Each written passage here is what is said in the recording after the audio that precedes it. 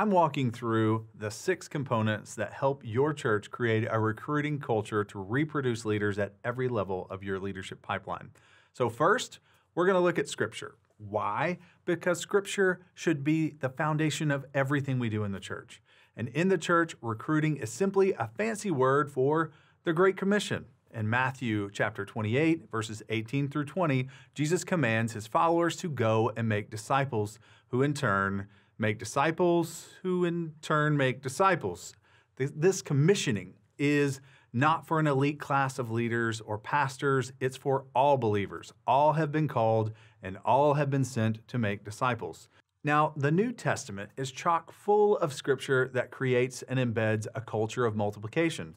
Consider Ephesians 4, where we as church leaders are to equip the saints for the work of the ministry. Look at 2 Timothy 2:2, where Paul encourages Timothy to watch what he does, commit that to faithful men who will go and do likewise. We see 4 generations of recruiting, developing, and deploying to do likewise in that one verse. What these passages promote is the democratization of discipleship and development of God's people. Our role as church leaders is to equip the body in such a way that it becomes a self-sustaining model through the ongoing recruiting and developing and deploying of each supporting part of the body.